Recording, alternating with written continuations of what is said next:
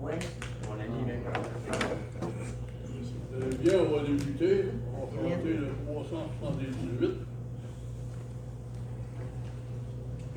Ah oui. Ah oui. On se lève.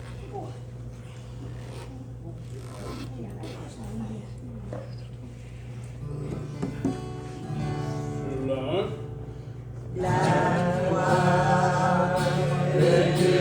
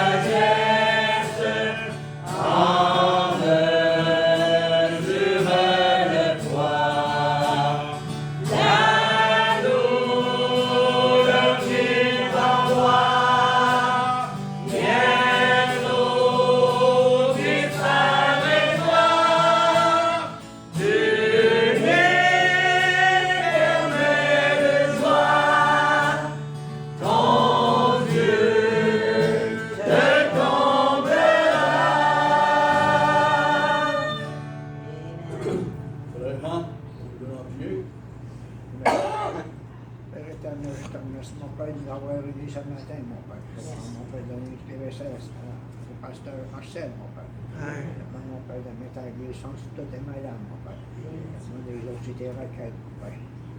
Mon père grandit dans l'église. Mon père de nous prendre les nobles pour qu'on nous donne une journée, mon père. Mon père se chaud, tant que j'ai dit. Amen. Amen. Il y a quelqu'un qui a un mot.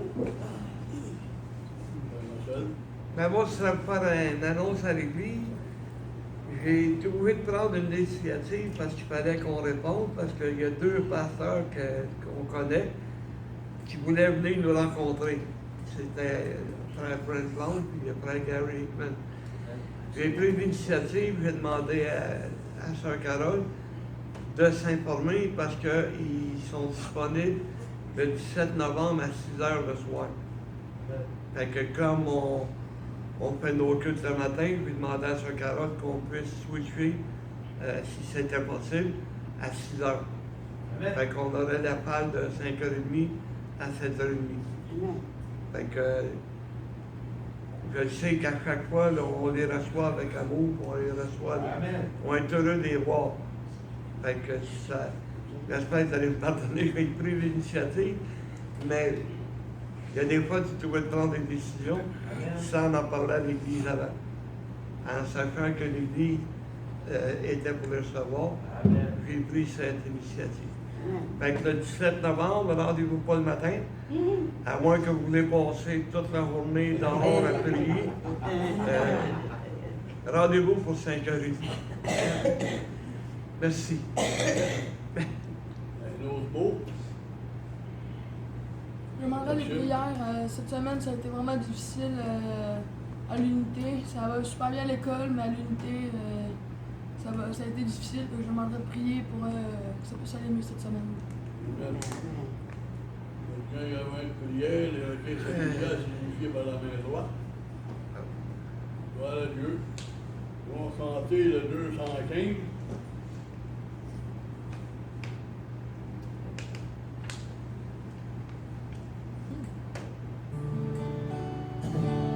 Sur le 1.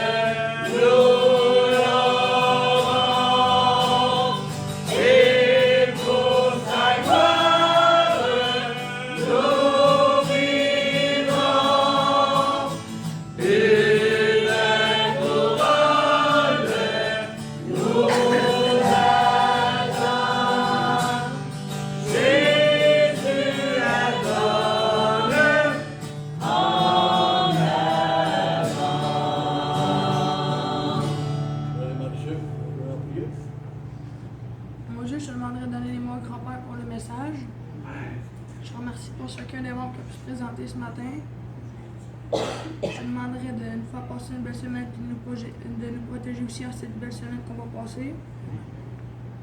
Je demanderais de guérir tous les malades, puis de ramener les brebis égarés, et d'en sauver de nouvelles si ta volonté, Seigneur. Ceux qui peut-être que ceux qui vont se présenter cette semaine, qui puissent venir la semaine prochaine. Et pardonner nos péchés, nous en commettre de moins en moins. Au nom de Jésus, amen. Amen. Eh bien, on va prendre le 279. Le 1, le le 5. Juste une seconde. C'est qu'hier,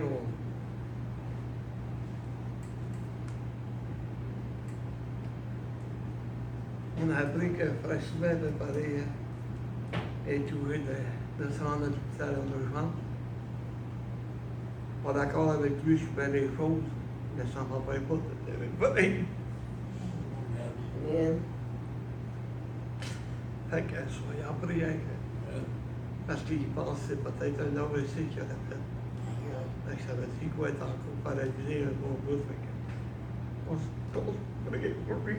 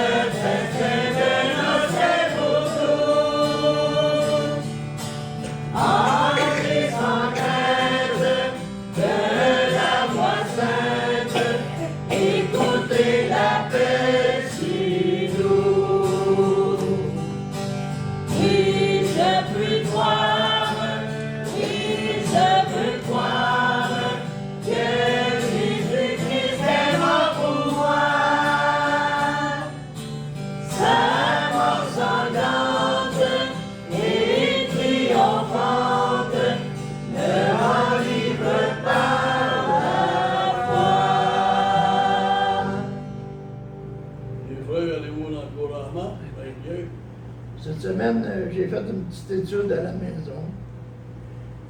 Puis j'ai apporté un texte par rapport à la petite étude que j'ai faite. Chers frères et sœurs, aujourd'hui, je voudrais vous parler d'un problème qui touche beaucoup de chrétiens. Un problème profond. Nous avons souvent tendance à nous voir comme des perdants, des losers, alors que Christ nous a sauvés pour être des vainqueurs. Nous permettons à Satan de nous écraser sur un sentiment de faiblesse, de tristesse et de malheur, alors que nous devrions marcher dans la victoire de Dieu nous a promise. Regardons autour de nous, combien de fois voyons-nous des chrétiens vivre accablés par leurs maladies, leurs soucis, leurs peurs. Ils se sentent désemparés, battus par les épreuves de la vie. Pourquoi? Parce que nous laissons Satan agir en nous, en nous inculquant le doute et la défaite. Mais je suis ici pour vous dire aujourd'hui, Dieu ne nous a pas sauvés pour que nous soyons écrasés par nos problèmes. Amen.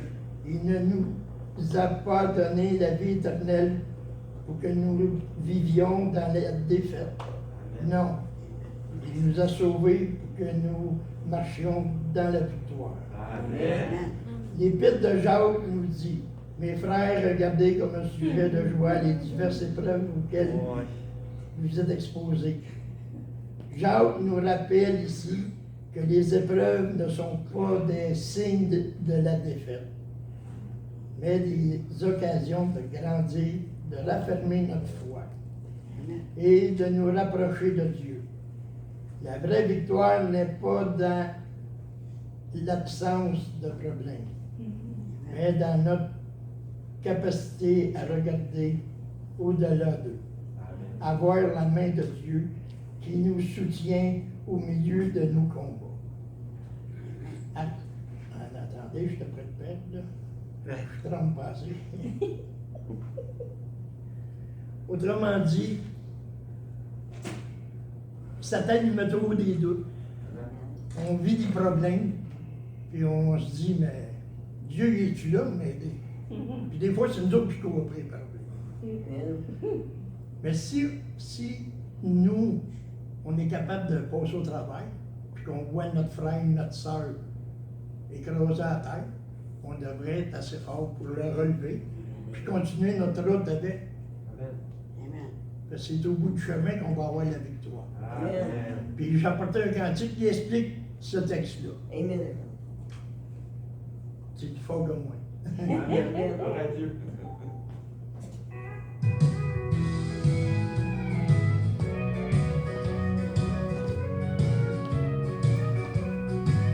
Quand je me sens abattu, accablé par les tempêtes, je regarde la marque blesse, mais Jésus me dit d'arrêter, car il a déjà triomphé à la croix, il a tout gagné.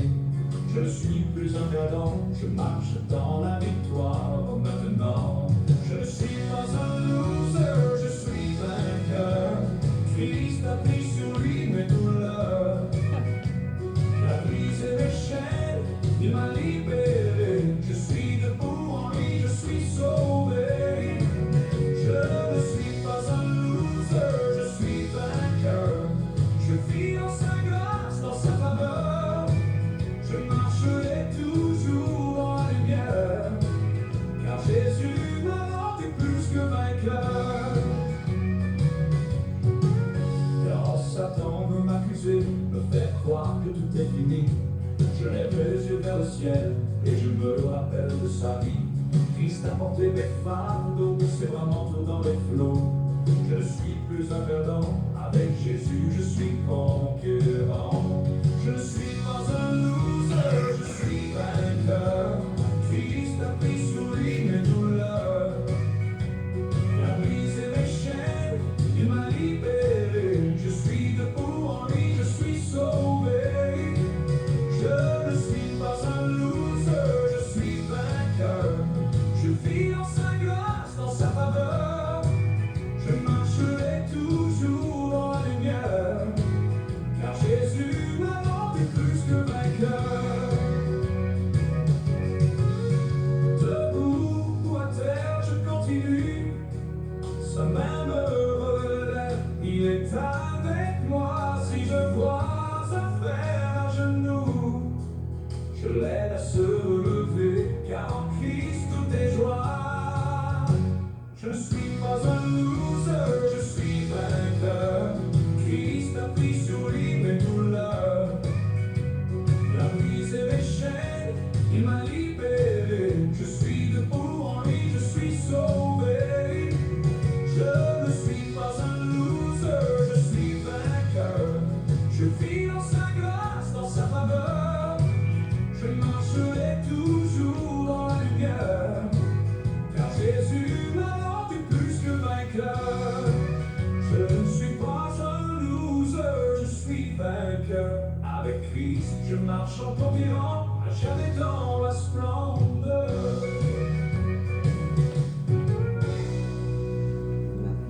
Amen. Amen. Amen. Justin? J'ai un exemple concret de ce que notre frère Pierre vient de nous apporter. Cette semaine, j'ai manqué une occasion de me taire. Ça fait quelques années, beaucoup d'années, que j'en voulais à quelqu'un parce que, à cause du père de mes neveux et nièces, on a perdu contact avec eux autres. Puis mon neveu il a pogné un accident, je l'ai su cette semaine, mais c'est arrivé il y a 2 semaines.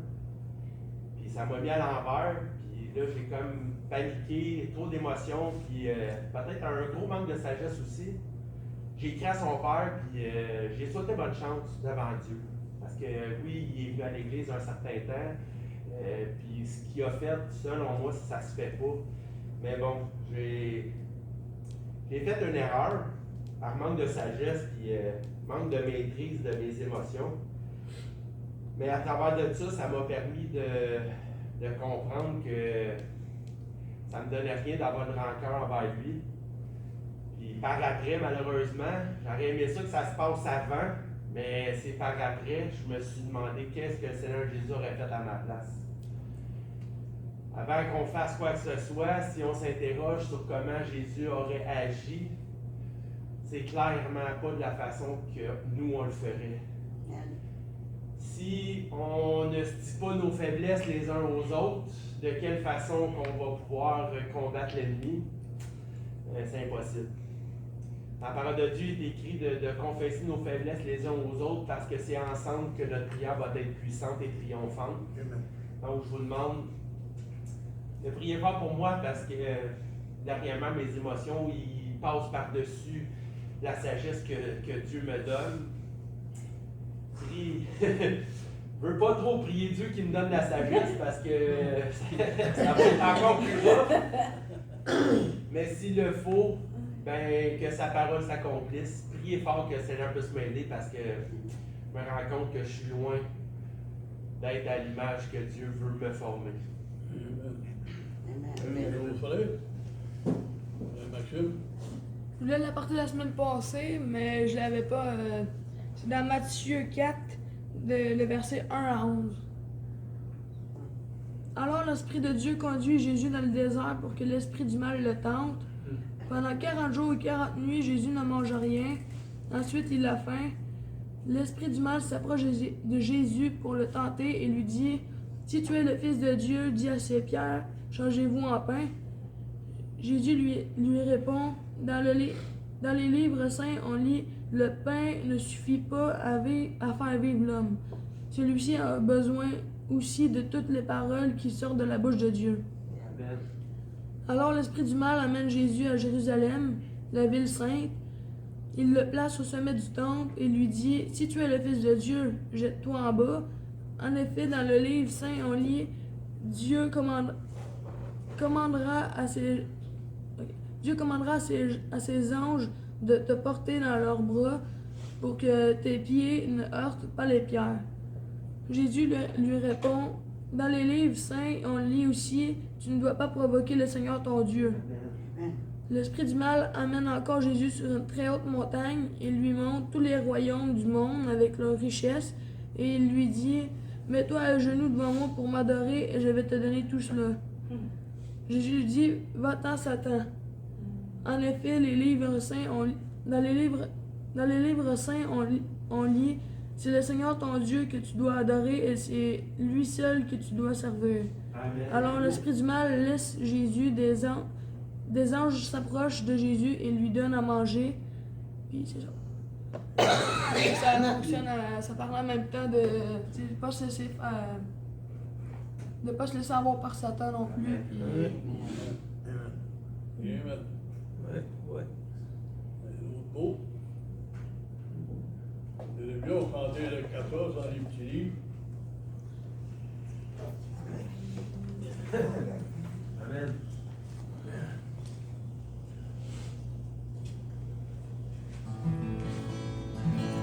Ensemble. Il m'a sauvé en souffrant sur le bois.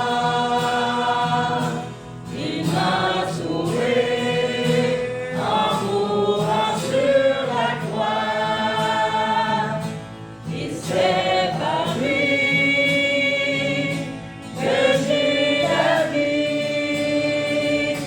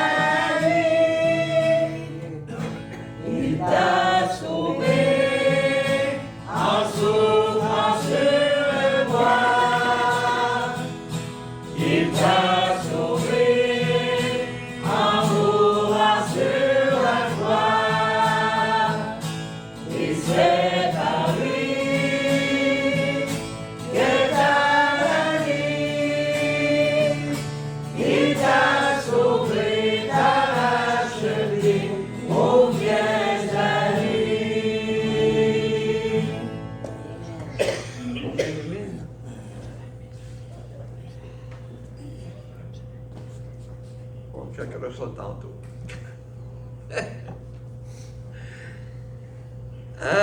Gloire à Dieu de votre présence. Amen. Le texte aujourd'hui va être pris dans le livre de Genèse, au 5e chapitre, à partir du verset 1. On ne parlera pas de la famille Adams, mais on va parler de la famille d'Adam. Amen. Vous savez, quand on fait la lecture de la parole de Dieu, soyons honnêtes, quand on arrive à la postérité, généalogie, on passe tout là. Amen. Tu sais, là, Adam a enfanté un tel, il a mouru, puis l'autre a fait ci, il a fait ça. Et ça ne nous dit pas grand-chose. Mais pourtant, il y a des messages que Dieu a laissés. Vous savez, dans l'évangile de Jean, chapitre 17, on peut lire que Jésus a prié, puis il a dit à Dieu, je te loue, Père, de ce que tu as caché ces choses aux sages et aux intelligents, Amen. mais que tu les as révélées à tes enfants. Amen. Et on n'est pas sage, comme tu disais Frère Justin, il y a eu un bel exemple à nous donner. On n'est pas si intelligent que ça, tu sais, si je me compare à ceux qui sortent de l'université. Mais pourtant, nous sommes sages et nous sommes intelligents à cause de la parole de Dieu. Amen. Tu sais, la sagesse, tu veux agir sagement, ben agis selon la parole de Dieu. Amen. Tu veux être intelligent, ben étudie la parole de Dieu. Elle va te guider dans ta vie de tous les jours. Vous savez, ça a été révélé aux enfants. Pourquoi? Parce que Dieu nous aime. Et Dieu, partout dans la parole de Dieu, ce que tu vas lire, va devenir un encouragement pour chacun d'entre nous. Tu sais, ça paraît peut-être plate de regarder la généalogie, mais quand on s'y arrête, bon, on va voir que, oh boy, ça nous parle. Et on commence. Verset 1. Voici le livre de la postérité d'Adam. Lorsque Dieu créa l'homme, il le fit à la ressemblance de Dieu. Continue. Il créa l'homme et la femme, il les bénit, il les appela du nom d'homme lorsqu'ils furent créés. Adam, âgé de 130 ans, engendra un fils à sa ressemblance, selon son image, et lui donna le nom de Seth. OK. Adam et Ève ont perdu leur fils. Pas rien qu'Abel.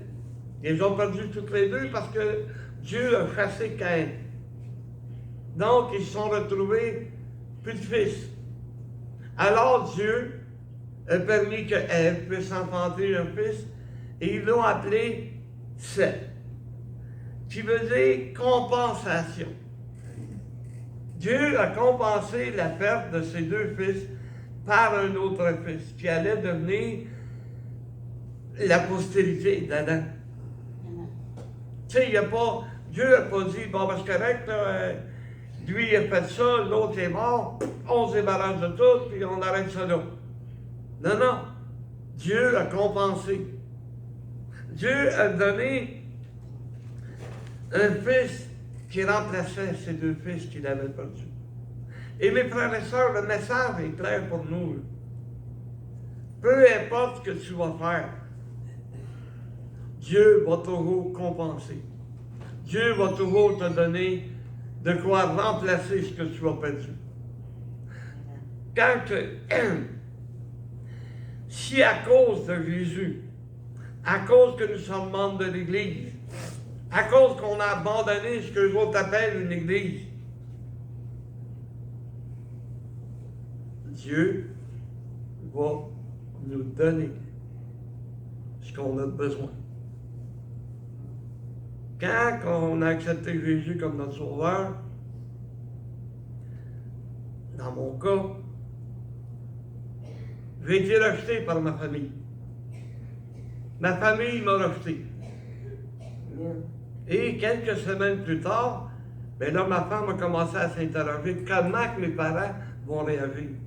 On a été bénis. parce que ses parents ont accepté Jésus comme le Sauveur, sont devenus des membres de l'Église, ainsi que sa famille. Mais moi, là, mes parents m'ont rejeté. Mes amis m'ont rejeté. Ceux que j'aimais m'ont rejeté. Pourquoi? Parce que je n'étais plus un catho.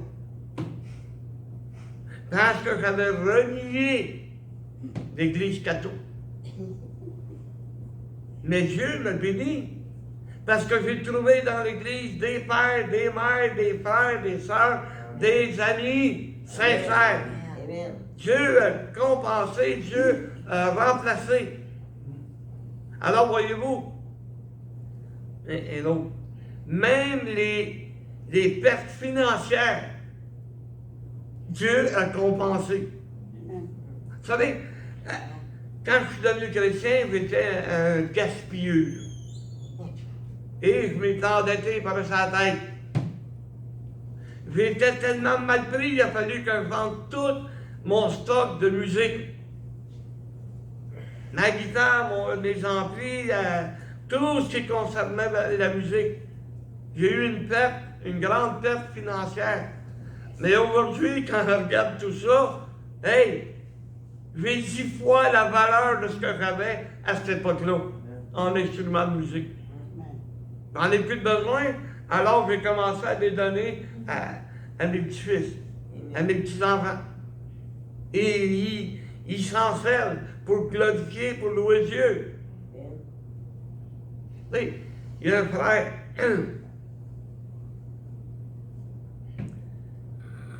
il travaillait le soir. Et il y avait un bon contremaître.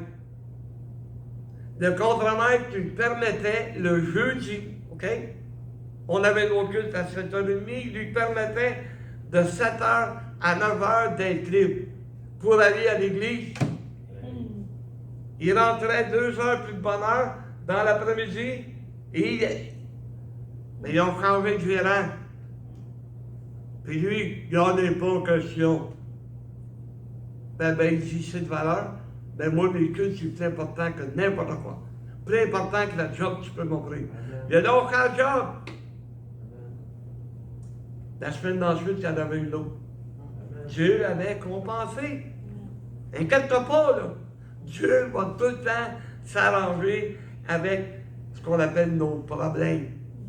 Dieu est au courant, puis Dieu est en contrôle de toutes choses. Amen. Mais lui, là, notre ami Seth, il a eu un fils qui a nommé Enoch, ce qui signifie fragilité, faiblesse. Et, mes frères et sœurs, c'est notre fragilité, c'est notre faiblesse qui nous a conduits jusqu'au Seigneur Jésus. Parce que notre faiblesse faisait que la tentation était tellement forte qu'on tombait régulièrement. Mais avec la venue de Jésus dans nos vies, on essaye de résister. Et je ne te dis pas qu'on va réussir à tout coup, mais on essaye de résister au péché. On était fragile. C'est là que, dans Genèse 4, verset 26, c'est là qu'on peut lire, regardez bien, Seth aussi eut un fils, il l'appela du nom d'Enoch. C'est alors que l'on commença à invoquer le nom de l'Éternel. Parce qu'on a invoqué le nom de Jésus, parce qu'on l'a dit dans notre bouche, ben, mes frères et sœurs, on a été sauvés. Notre fragilité, on va voir un peu plus loin, est devenue une puissance pour la gloire de Dieu. Ensuite de ça, après Enoch, on tombe à Enoch. OK. 5, chapitre 5, verset 21. D'ailleurs, ça resté dans Genèse 5, frère Justin. J'ai écrit des versets il faut qu'on aille ailleurs, je les ai écrits. Le verset 21. Enoch, âgé de 65 ans, engendra Méthusélah. Aussi, vous aimez mieux qu'on est tellement habitué depuis notre temps de l'enfance que c'est Mathusalem. Mhm. Mais c'est Mathusalem ou Mathusalem, ça ne change rien. Ben, sauf qu'est-ce que la signification va nous emmener. On continue, verset 21. Verset 22. Enoch, après la naissance de Méthusélah, marcha avec Dieu 300 ans. Il engendra des fils et des filles. Et on continue. Tous les jours d'Enoch furent de 365 ans. Et le verset 24. Enoch marcha avec Dieu, puis il ne put plus parce que Dieu le prit. Amen. Ça nous parle-tu, ça nous parle pas? Parce qu'il a marché avec Dieu, parce qu'il a été fidèle à Dieu, parce qu'il avait consacré sa vie à Dieu, Dieu l'a enlevé. Amen. Qu'est-ce qui nous attend? Hein? Qu'est-ce qui nous attend, nous? C'est une promesse que Jésus nous a faite, je reviendrai, puis que vous prendrez avec moi dans l'évangile de Jean, chapitre 14. Amen. Parce que là où je suis, je veux que vous y soyez avec moi. Amen. Hey, c'est pas même moi que ça me parle, puis ça m'encourage. Amen. Parce que s'il a fait ça pour Enoch, pourquoi qu'il ne le fera pas pour moi? Amen. Hein? Et Enoch, si on va plus loin, c'est dans Hébreux 11, excusez, dans Jude, chapitre 1, verset 14. Il dit, c'est pour eux qu'Enoch, le 7e depuis Adam, a prophétisé en ces termes. Voici, le Seigneur est venu avec ses 5 milliards pour exercer un jugement contre tous et pour faire rencontre à tous les impies parmi eux de tous les actes d'impiété qu'ils ont commis et toutes les paroles injurieuses qu'on peut proférer contre lui des pécheurs impies. Mais nous, on va être exempts de ça. Nous, on n'aura pas passé en jugement parce que nous avons déjà été jugés. Nous avons été trouvés coupables et Dieu, dans toute sa grâce, nous a pardonnés et sauvés. Mais on ne vivra pas de ce que Enoch a prophétisé. Imagine-toi, c'était un prophète. Imagine-toi, t'es là parmi une gang d'impies, une gang de païens, une gang qui se moque de Dieu, une gang qui ne veut rien savoir de Dieu, puis tu prophétises ça. Courageux un peu, le petit bonhomme, là.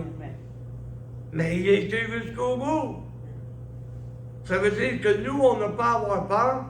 On doit continuer à apporter la bonne nouvelle à l'homme perdu. Peu importe ce qu'il va dire, peu importe même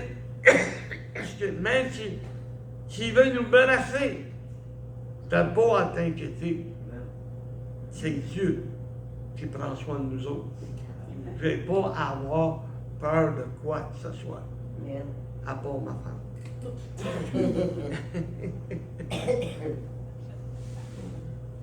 Non, me sert là des fois pour casser l'atmosphère. Donc, c'est un exemple de ce qui nous attend si nous sommes fidèles. Ensuite, on va parler de Kénan, en tout cas. Si on continue la lecture, je ne sais plus ce qu'il est rendu. Bon, on est rendu à des mecs. Ça va de répondu tout d'un fois là. Oh, j'ai pas écrit des mecs, ça je peux pas.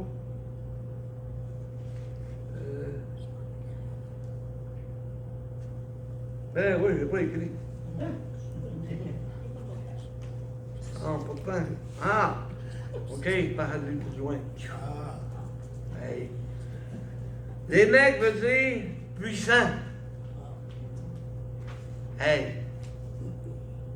On a la puissance du salut entre nos mains. Hein? On n'est pas des losers, on est des vainqueurs. Hein? C'est ça le connerie, hein? Travailler comme Céline Dion, le cœur. Nous sommes puissants. On n'est pas des petits cons, là. On n'est pas n'importe qui. Nous sommes des enfants de Dieu. Amen. Et nous avons la puissance. Tu sais, quelqu'un peut venir ici, il peut écouter le message, Dieu peut toucher son cœur, il peut se lever et accepter Jésus comme son sauveur. Il est sauvé. Il n'ira jamais en enfer. Pourquoi? Parce que nous sommes puissants. Nous avons la puissance. Tu sais, c'est dans le premier épître de Romains où on peut voir que l'Évangile est la puissance de Dieu pour le salut. Tu sais, je ne suis pas puissant physiquement. Je pourrais même dire que je suis faible physiquement. Mais j'ai la puissance de Dieu. Amen. Je peux l'apporter à l'homme perdu. Hey, il y en a qui vont s'en moquer, mais il y en a d'autres que, wow, attends un peu, là. C'est sérieux ce que tu me dis? Oui, c'est sérieux. Donc, ben, Seigneur, je vais trouver des mecs. Oh.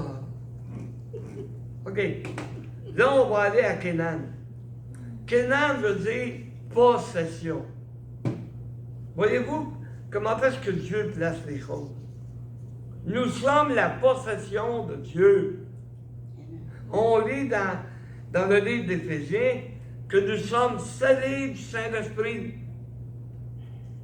Tu sais, quand un container que tu envoies en dehors du Canada, je m'en souviens, on mettait un seal, ou en tout cas, c'est une patente là,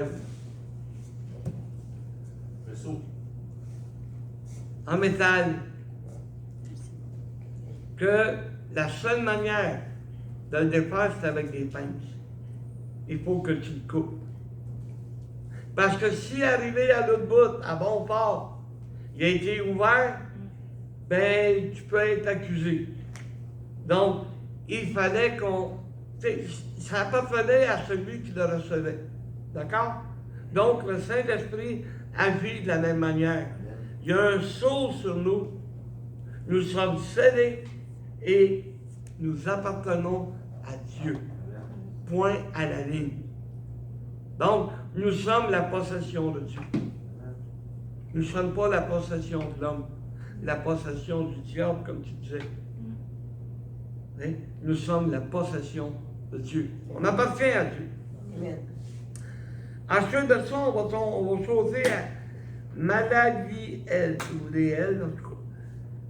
Ça veut dire la louange de Dieu. Voyons. Ben oui, c'est parce que j'appartiens au Seigneur que je viens louer Dieu. C'est parce que j'appartiens au Seigneur que je viens à l'Église, que j'apporte mes exhortations, mes cantiques, mes prières.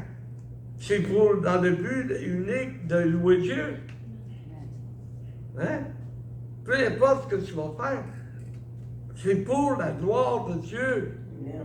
Tu sais, je suis pas là à apporter le message et dire, hey, cossin, je suis bon. Hey, Dieu va me couper la parole direct là. Si vous trouvez que le message est bon, ben glorifiez Dieu. Remerciez Dieu qui nous ait inspirés. Parce que moi, là, quand j'ai entendu les premiers cantiques, aïe, l'exhortation frontière, aïe, aïe, aïe. Tu sais, tout s'enchaînait là, pour m'emmener, parce que tu sais, on se pose trop la question.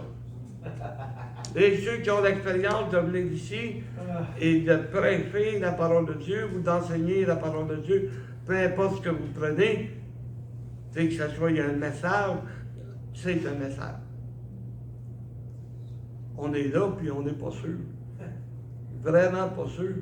Notre encouragement, tu sais, cette semaine, là, pas par l'entreprise, mais pour vous donner un exemple, j'ai préparé 3 études, 3 messages, lequel Dieu veut rapporter. T'en choisis un, en n'étant pas sûr, t'arrives à l'église, puis ah ben, hein? C'est ça Dieu. C'est ça la puissance de Dieu. Ah. Ensuite, on saute à Jéred.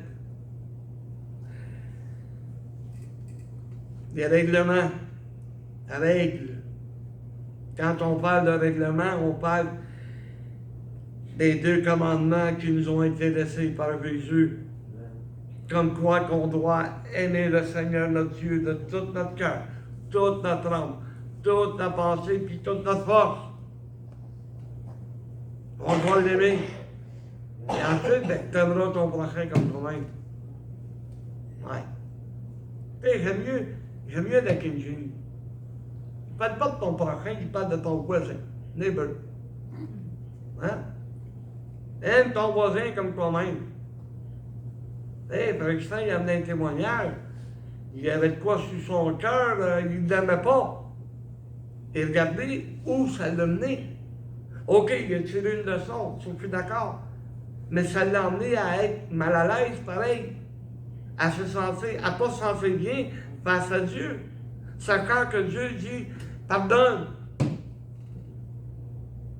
Si tu gardes quelque chose sur ton cœur, c'est parce que tu n'as pas pardonné. C'est ça la parole de Dieu. T'sais, il faut que tu sois capable de recevoir la personne que tu haïs, que tu détestes. Il faut que tu sois capable de la recevoir dans la maison de l'Éternel.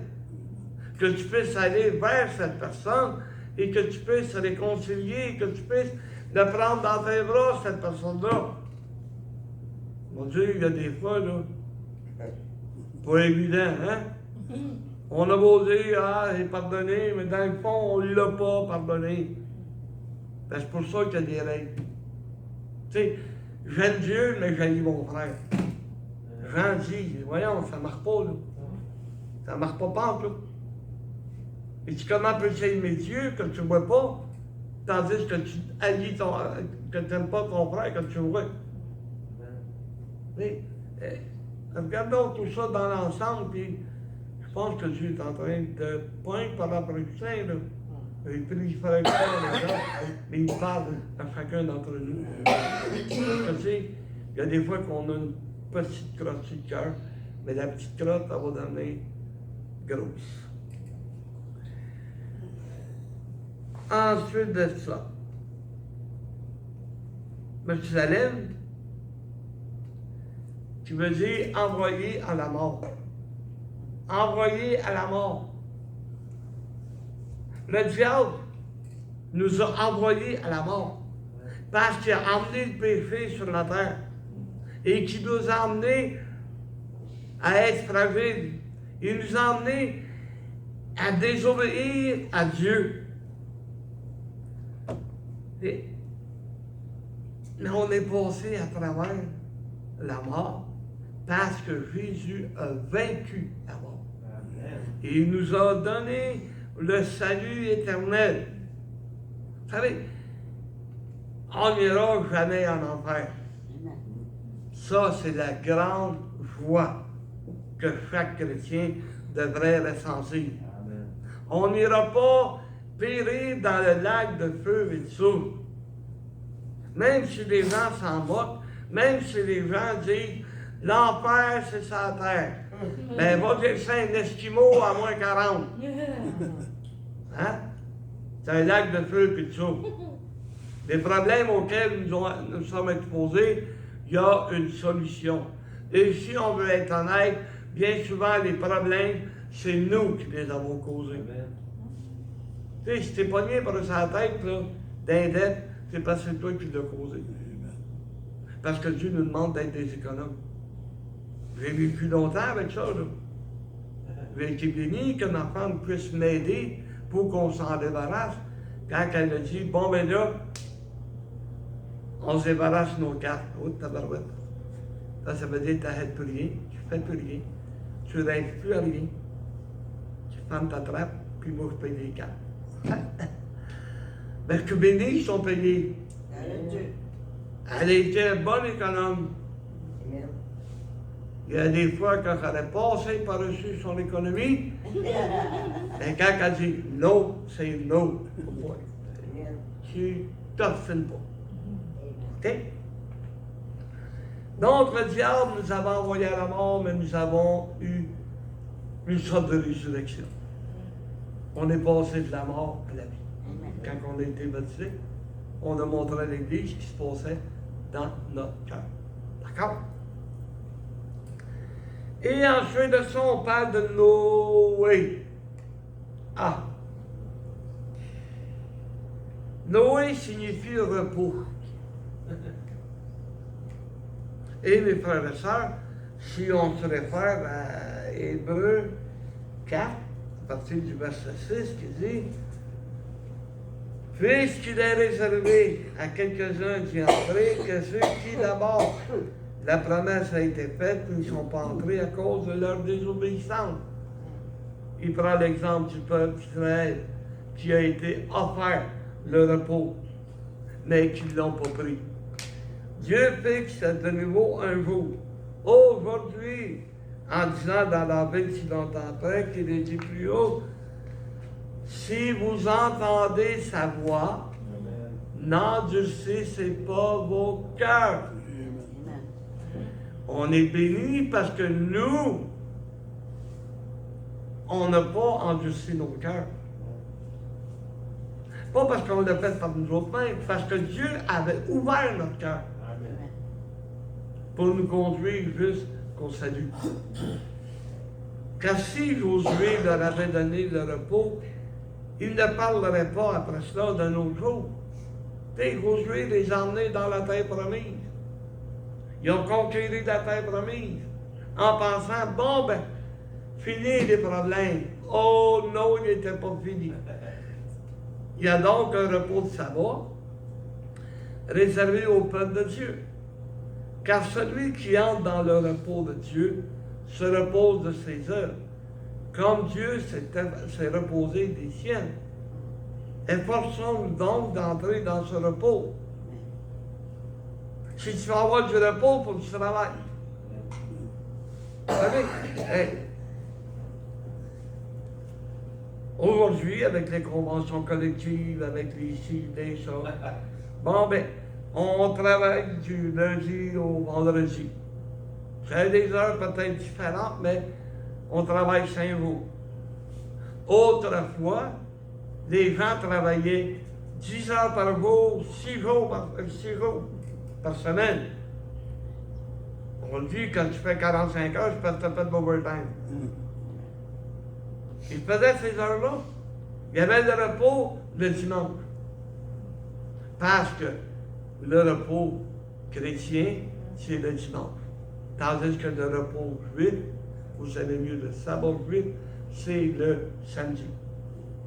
Donc, ils travaillaient 6 jours par semaine. Quand il arrivait le dimanche, il était fatigué. Quand il arrivait le dimanche, il voulait se reposer.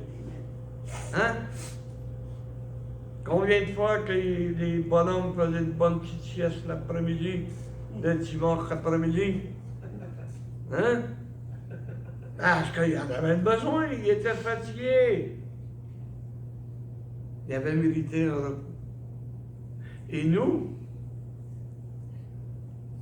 repos. Ben, c'est un repos de 1000 ans qui nous attend. Tu vas-tu pas être reposé en masse? Mais là, il faut que tu travailles en attendant. Il faut que tu travailles à l'œuvre de Dieu. C'était donc difficile de se lever le dimanche matin pour aller à l'église. Non, comme si c'était un fardeau. Alors qu'on est là pour aller louer Dieu. Amen. Pas censé d'être un fardeau, censé d'être un plaisir. Tu te lèves le matin, puis gloire à Dieu, Seigneur est bon, une belle journée est devant nous. Amen. Alors on se lève le dimanche matin, on est les yeux à moitié ouverts. Hein? Pourtant, on devrait être en forme. Parce que, hey, je m'en vais louer Dieu. Je m'en vais glorifier Dieu. Tu sais, des gens comme Frère Yvan, qui ont la bénédiction de faire de la musique, de faire de la guitare. Essaye d'imaginer, il arrive, puis... Non. Il arrive avec le sourire. Ben, surtout quand il a acheté un nouveau truck.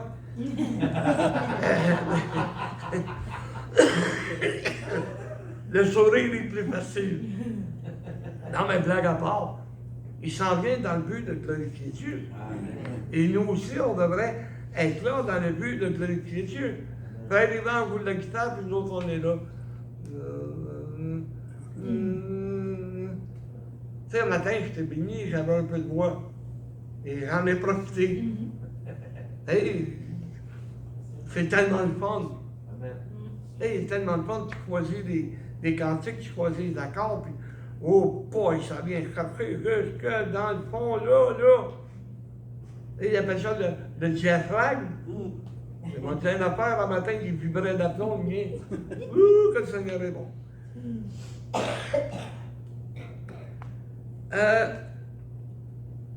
Pourquoi pas j'ai écrit ça? Ok, on est à Térac. Ah oui, voilà. Après Noé, on va tomber dans une nouvelle génération. Celle qui est la génération d'Abraham. À travers son père Térac. Il est parti. Il est parti de Ur en Chaldée. Ça, c'est en Mésopotamie, en tout cas. Dans ce coin-là. Quand tu regardes le cap, il est dans ce coin. Mais il est parti de là, puis il s'est rendu jusque dans la terre promise. Dans la terre promise, il n'y a eu rien pour lui. Mais Dieu il avait promis, partout ce que tu vas mettre le pied, ça va appartenir à ta descendance. Alors la descendance d'Adam se rend jusqu'à Noé, parce que c'est une nouvelle génération qui arrive avec Noé. Après ça, on va se rendre jusqu'à Abraham. Et on va être béni à travers la foi d'Abraham. Tout ça parce que Dieu laisse des messages. Et c'est à nous à les découvrir. J'aime ça, moi. Tu sais, j'ai un vieux livre que j'avais acheté il y a bien longtemps. C'est les noms propres. La définition des noms propres bibliques. Alors, j'aime ça me référer. Aller regarder. Bon, mais tiens, qu'est-ce que ça veut dire, ce nom-là? Il y a des fois, ça n'a aucun rapport. Mais il y a des fois, tu trouves des messages qui sont là dans le but de t'encourager. Mais s'ils t'encouragent, ben, ça devrait encourager l'Église. Amen. OK? Fait que Dieu nous bénisse et qu'on puisse regarder la généalogie. Mais si on ne la comprend pas, ben un tel, il a engendré un tel, il y avait une raison pourquoi. Vous savez, à un moment donné, je vais l'emmener. J'avais fait une étude il y a bien longtemps à propos de Caïn et voir comment est-ce que Caïn a aimé Dieu. Comment est-ce que Caïn n'a pas eu le choix d'accepter ce que Dieu a fait avec lui. Il n'a pas eu le choix d'accepter le signe que Dieu a mis sur lui pour pas que personne s'en prenne à lui. Mais quand tu regardes, même quand je n'apporte ce message, quand tu regardes Caïn, tu regardes toute sa descendance, et tu t'aperçois comment est-ce que Caïn et ses fils ont donné des noms à leurs enfants qui montrent la foi de Caïn. Tu sais, Caïn, c'est beau, tout le monde dit « Ah, c'est le tueur, c'est celui qui a tué son frère. » Mais Dieu ne s'est pas pardonné. S'il était à Dieu, s'il était vers Dieu, Dieu va lui pardonner. Et Dieu a eu son sentiment. Il a eu son sentiment, il l'a accepté. Ben, il n'a pas eu croire dans son Dieu. Il l'a accepté, puis Dieu l'a béni quand même avec des enfants. Que Dieu nous bénisse tous. Amen. Amen. Est-ce qu'il y a un dernier mot avant qu'on clôture par la prière? Ça, Carole? Moi, je rends gloire à Dieu pour le message, nos cantiques, puis j'aurais une grosse requête spéciale, mais un vraiment spéciale. Bon, Donc, j'aimerais ça compris pour ça. ben, si c'est une grosse requête spéciale, ça prend des grosses prières. Quelqu'un d'autre? Max? Je rends gloire à Dieu pour le message, puis c'est ça. Je demanderai vraiment des prières pour que cette semaine ça aille mieux. À date, je passe C'est sûr que j'envoie des bonnes notes pour le bulletin qui s'en vient à la fin, je pense début novembre, mi-novembre. Mais à l'unité, avec les jeunes qui niaisent souvent, puis c'est bien difficile quand même. Puis les comportements, ils recommencent à sortir. Eh bien, c'est sûr que ça ira pas bien. C'est officiel que ça ira pas bien. Le diable, il veut pas que tu sortes de là. Tu sais, tu parlais des tentations, c'est toi qui en parlais. Ouais. Fait que dis-toi rien qu'une affaire, à chaque fois qu'il arrive quelque chose que tu n'es pas d'accord avec, qu'est-ce que Jésus ferait? Comme ton père disait. Qu'est-ce que Jésus ferait dans cette circonstance? Facile de se fâcher, là. Facile de se laisser emporter par la colère. Mais soyons sages. C'est ça que je te demande. Être sage. Réfléchis avant d'agir qui va te causer des troubles. Tu sais, j'ai hâte que tu sacs ton camp de brûle. J'ai hâte que tu retournes chez vous. Mais là, il faut, là, je le sais, il faut que tu fasses des efforts. Je sais que tu le sais, que tu le sais. Mais c'est vrai, il faut faire des efforts nécessaires. Puis Dieu va te délivrer. C'est là que tu vas prouver ta différence, parce que la Bible nous dit qu'on est supposé d'être différent. Mais si on fait des coches comme tout le monde, on est différent de vous. Ouais. Faut être différent. Amen. T'es spécial. My mom say I'm special. Et là, alors toi, ça serait pas une ta mère qui dit que t'es spécial. Amen. Que toutes nous autres, on peut dire, Cassin qui est spécial, mon Maxime. Il a tellement changé, là. C'est ça qu'il faut faire. Moi, je t'encourage. Amen. C'est là que moi, je suis le grand-père, là. Mais, peu importe. Et aussi, je suis en train de chercher un job, fait que j'aimerais ça peut-être en trouver une. Quoi? Je suis en train de rechercher un job pour me payer mon scooter, fait que. À date, j'ai une place qui m'ont rappelé, mais qui m'a pas rappelé. J'ai aidé un apporteur hier, puis on a dit qu'elle allait me rappeler dans les prochains jours, fait que. On va faire une affaire avec toi.